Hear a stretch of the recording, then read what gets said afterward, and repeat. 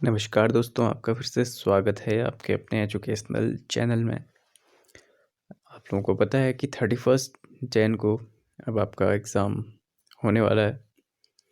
तो CTET exam की मैं बात कर रहा हूँ। इसके रिगार्डिंग बहुत से वीडियोस मैंने अभी हाल फिलहाल में अपलोड किए हुए हैं। इसके अलावा प्लेलिस्ट में बहुत से वीडियोस हैं, आप उनको ज़रूर देखिएगा। तो मैथ्स के कुछ हम क्वेश्चन कर रहे थे, उन्हीं में कुछ प्रश्न और मैं लेकर आया हूँ और कुछ पेडागोजी को डिस्कस करेंगे। तो देखिए, एक ही माप की 23 बोतलों में 51 लीटर और 750 मिलीलीटर दूध भरा जाता है। ठीक है, ऐसी 16 बोतलों में दूध की मात्रा कितनी होगी? तो आपको सबसे पहले एक बोतल में दूध की मात्रा निकालनी है। ठीक है, यानी कि क्योंकि जो मान दिया है आपको वो मिलीलीटर में दिया है, तो मिलीलीटर को आप लीटर में चेंज करना है। तो पहले 51 लीटर को हम मिलीलीटर में चेंज करेंगे।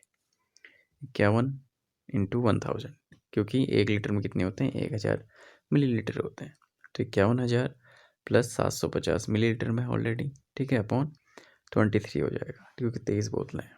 ठीक है, फिर तो इसको हम करें तो इससे फिर डिवाइड करेंगे तो 2250, तो 16 बोतलों में जो इतनी मात्रा होगी वो आ जाएगी आपकी 2250 मिलीलीटर।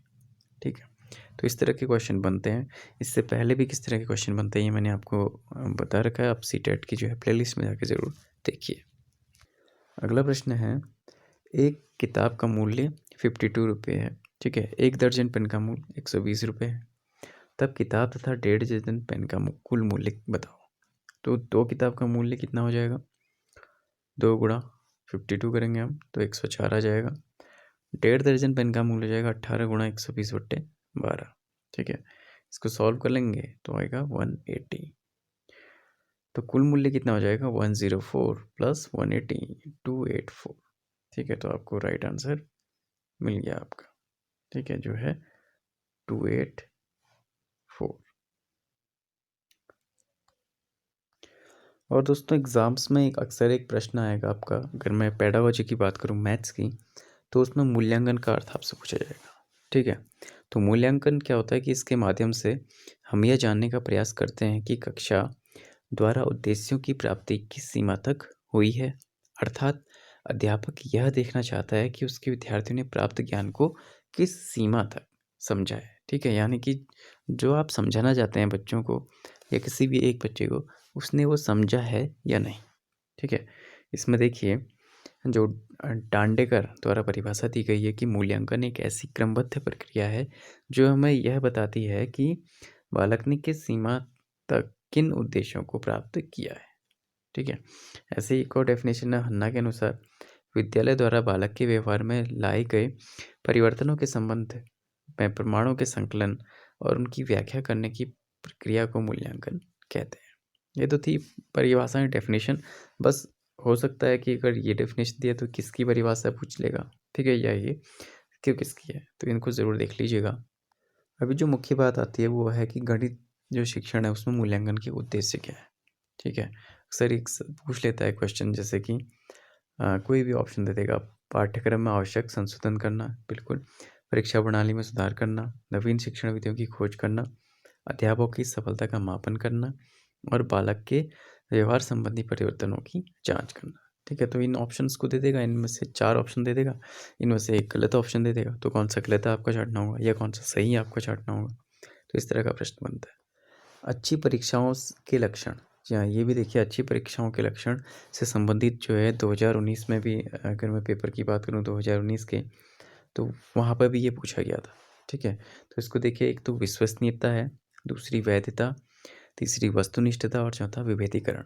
ठीक है, लास्ट टाइम जब मैंने देखा था कि 3 ऑप्शन सही थे, उनमें से एक जो है उसने गलत दे दिया था, तो आपने गलत को छांटना था। इनमें से कौन जो है अच्छी परीक्षाओं के लक्षण नहीं है। ठीक है, तो इस तरह के क्वेश्चन बनते हैं। अभी मैं प्रीवियस ईयर्स के क्वेश्चन जो है अभी प्रोसेस में है वो वीडियोस। ठीक है, तो वो भी जल्दी आ जाएंगे आपको, जिसमें हम पेडागोजी कंप्लीट करेंगे। ठीक है, पेडागोजी का मैं बता दूं आपको, जिसमें हम 2014 से 19 तक के, ठीक है, जितने भी सीटेट के पेपर हुए हैं वो डिस्कस करेंगे। पेडागोजी के क्वेश्चन पहले डिस्कस करेंगे और आपको पता ही कि 2017 में नहीं हुआ था, तो इसका अवेलेबल नहीं हुआ क्योंकि 2017 में सीटेट ही नहीं हुआ। ठीक है।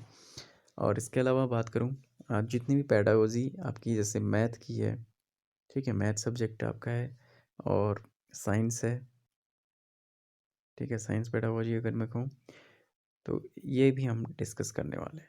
ठीक है, इंग्लिश पेडागोजी, जी हाँ, इंग्लिश पेडागोजी कैसे भूल सकते हैं,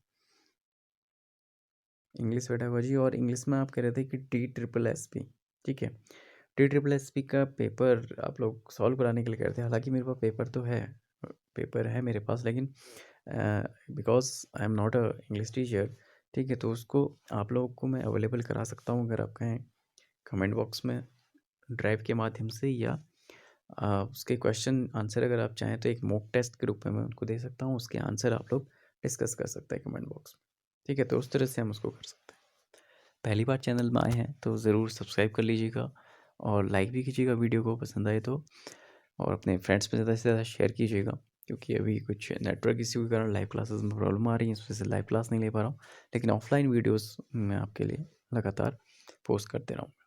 तो मिलते हैं आपसे नेक्स्ट वीडियो में, क्योंकि 31 जैन को एग्ज़ाम है। अगर आप अच्छे से तैयारी करना चाहते हैं सीटेट की, तो मैं आप लोगों को प्रीवियस के क्वेश्चन पेपर और उसकी तैयारी अच्छे से ज़रूर करवाऊँगा। तो मिलते हैं आपसे नेक्स्ट वीडियो में। Thank you.